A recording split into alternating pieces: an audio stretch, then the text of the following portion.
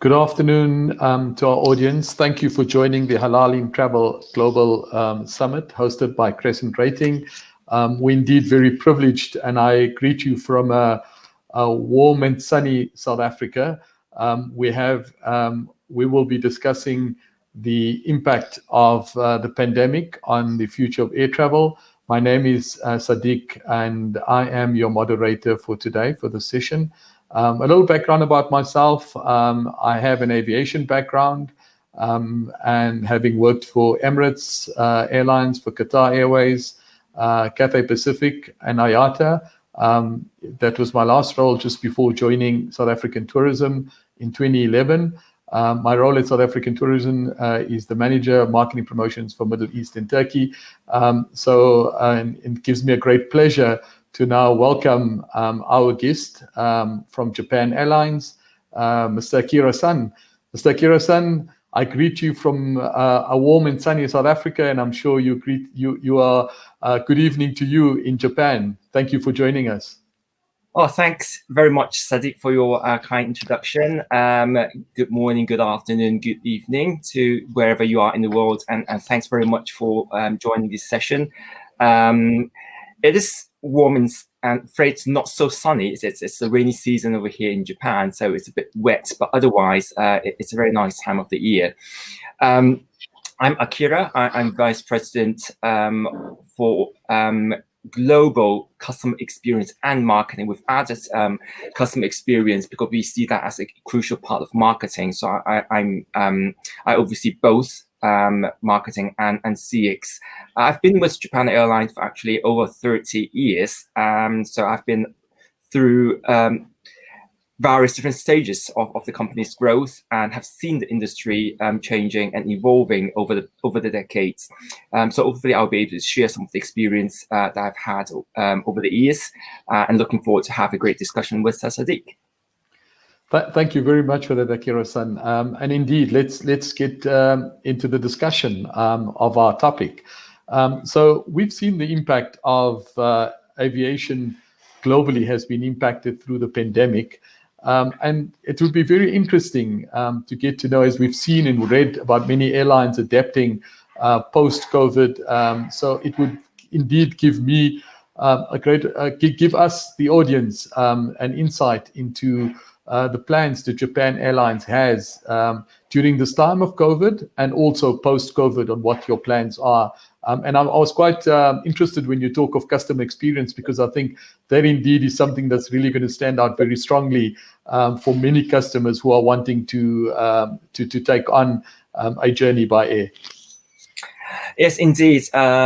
You've very rightly mentioned adapting. I think that's what most airlines focused very much on, especially at the early phases of the pandemic, when the focus was really on repurposing ourselves to deal with the situation, to make sure that we place hygiene, safety, and flexibility as a top priority, to make sure that all our passengers can travel safely, that provide them with the right environment, we also provide them with flexibility in changing flights, cancelling flights, and all that. It has also prompted, I think, the whole industry, and I think many other industries as well, to really speed up and accelerate the process of digital transformation. So we have implemented a lot of contactless solutions, like the check-in kiosk. It's now contactless. You don't have to touch anything. We will soon be implementing biometrics to capture facial image and use that piece of information throughout the customer journey, from check-in to boarding, security, and so forth. But that's really very much the sort of shorter term, the immediate response that we've had. But I think looking to the medium and longer term, I think it really echoes what we hear a lot over the past year and a half, that people talk a lot about this pandemic. Even though it has been really devastating to the whole industry, it is nonetheless at the same time a once in a generation opportunity for us all to sort of stop, think, reflect, and make changes to see how we want to create this new normal, which is something we speak a lot about. But what is this new normal? So when we released our new medium-term business plan in May, that's quite recently for 2021 through to 2025, we thought of we need to really move ourselves out of being just a mode of transport of bringing people from point A to point B into being more of a lifestyle brand. So we've created a new mileage and lifestyle division to expand or redefine who we are. But more importantly, we have, in addition to our business strategy and finance strategy, we have added a third pillar, which is the ESG strategy, to focus on environmental issues, on society issues, and on governments. So a lot of focus is really to think of the theme that we have. We hear people talk a lot about recently. It's really about purpose. How do we, or why do we exist as a business, and what difference do we make? Why are here? Why are we doing what we are doing, investing all our time and money and resources? And that, I think, is really to solve problems that we have in this world, and through that maybe generate profits, and not the other way around. We don't want to create problems. So we be very much focused on things like environmental issues, combating climate change, reducing carbon emission, reducing plastic waste, reducing food waste, and all that, and really build that into our daily activities, and really live our promise in doing that. Indeed, and I think, thank you very much. I mean, I think that was really comprehensive plan, and really something that I think will be welcomed. But I just want to touch on what you've just indicated, and I think most industries are looking at adapting to the needs of the consumer. And I think, from my airline days, I remember very distinctly that when you purchased a ticket, you had the different fare levels, and that was it. If you purchased the lower airfare, you weren't allowed to make any changes. But it's good to know that we see these changes being adapted by Japan Airlines. And I think for us, and I think moving forward as an industry, I think putting the consumer and understanding the needs of the consumer, and also understanding the impact of what it would do for enticing and getting travelers to start thinking differently and planning their journeys differently. I think indeed, that has really been something that I think you've touched on, and I think something that I'm sure will be very warmly welcomed by a lot of your consumers. Just would also like to. We have been aware of this for many years as an industry, thinking of all the pain points, looking at customer journey, and trying to really change things. But I think with the pandemic, sort of the future came to us much earlier, because it has really compelled us to act quickly. So I think, and look at the positive side, or learning, trying to learn from the pandemic. I think this is a very good lesson. Absolutely. Just moving on to my next question, what do you think needs to be speeded up for recovery, in particular for Japan Airlines? I think two things come to my mind very easily. First one is really collaborative effort to fight COVID-19, because as long as it's still out there, there is a high risk of, again, having a different variant, and that will again prolong the whole process of everyone shaking off COVID-19. So I think we really need collaborative efforts to fight COVID-19, share vaccines, share information, protect ourselves and people around us, and make sure that we have this situation contained. And the second one is to think of how we can have more collaborative effort to build trust, which is so much needed now. When people think of travel, I think they fear less of COVID-19. They fear more about the hassle of travel. What would happen when I arrive? Do I have to go through quarantine? What do I need to prepare? Have I got the right documents? Is this PCR test the right one?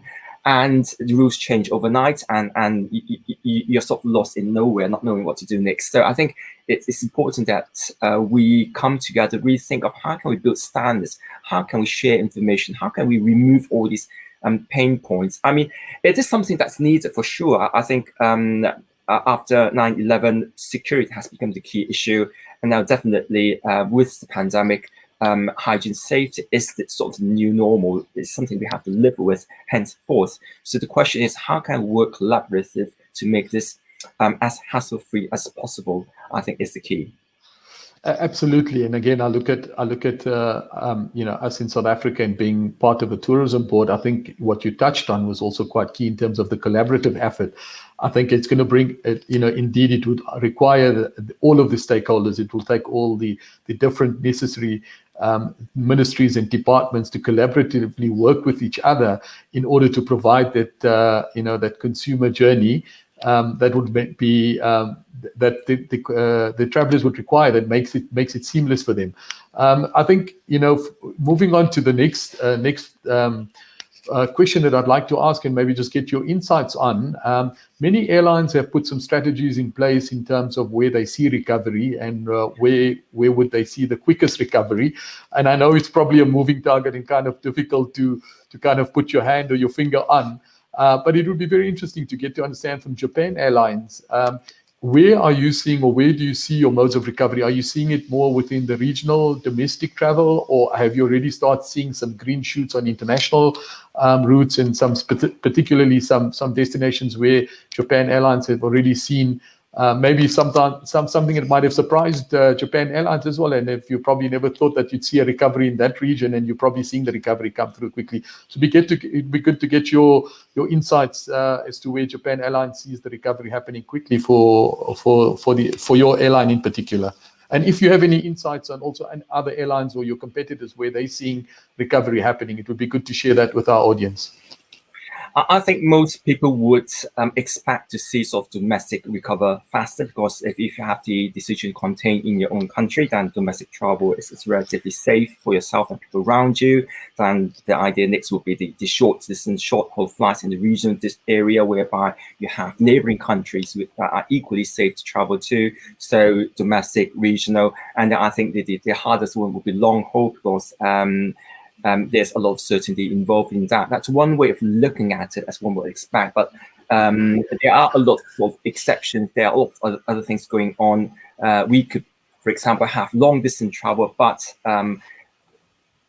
only when they meet certain requirements, so that we can have a travel bubble or a business track that will enable people to travel, provided they meet certain requirements or they abide by certain rules, that it becomes possible. Another way of looking at it is really to think of what's safe. So people may, for example, bypass a country and travel, for example, from North America via Japan to Southeast Asia instead of coming to Japan. So we still have traffic, but it's not inbound traffic. It's more sort of through beyond traffic that we will see. So the safety factor, the need to travel, obviously a lot of business activities will have to restart. So we will see some long haul. In fact, we have been seeing a little bit increase in long haul traffic, especially from North America via Japan to many parts of Asia, and vice versa as well. But our hope is that domestic travel will recover quickly. Unfortunately, we are still in kind of soft lockdown now because of the number of cases that has risen over the past week. But we hope that by the end of the summer, we start to have some decent recovery in domestic, and that will spread out to other regions as well. Great. Indeed. I think, all of our entire sector and our entire industry is fluid, and we move and become adaptable with the changes. And I think that's also a good thing, given that we've been an industry that has been very set in our ways pre-COVID. So I think this pandemic has allowed us to probably be a lot more adaptable. And I think, again, like you mentioned, a very customer-centric focus, which I think Japan Airlines has always been focused on the consumer and just now adapting to the needs of the consumer. Lastly, it would be remiss for me not to ask this question. Since we are attending the Halal in Travel Global Summit, hosted by Crescent Rating, what are you doing in terms of catering for the needs of the specific segment of Muslim travelers? What is Japan Airlines' plans, and have you got anything that you want to share with the audience and our travel trade partners that are joining us globally? And also, I think over and above that, it's just not about one segment, but I think it's also understanding the needs of the many different segments. So, please share the thoughts that or any plans that Japan Airlines has in particular for the Muslim traveler and any other segments that you might be taking care of moving forward. Yeah, that's a good question. And to be very honest, I consulted Crescent Rating, I consulted Fazal several years back on how Japan Airlines can be sort of more halal friendly, and I received a lot of good advice from him back then, and we've managed to implement some of those ideas as well. So we have we provide now halal certified meals in all our routes, and especially for routes where we have a lot of Muslim travelers from Malaysia and Indonesia in particular. But I think one great learning that I had is to really not to treat that as something special, that you need to think of this with a different mindset. I think the important idea is to treat that as something that's very normal. It's very natural. People coming to Japan Airlines, getting on board the flight, and having that ready is something that's very normal. And I think that change in mindset has helped us to think of not just the Muslim travel sector, but inclusiveness as a whole.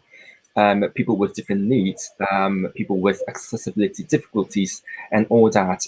We should not really think of those in terms of something that's so special that we need to treat them sort of differently and separately, but try to really bring them together.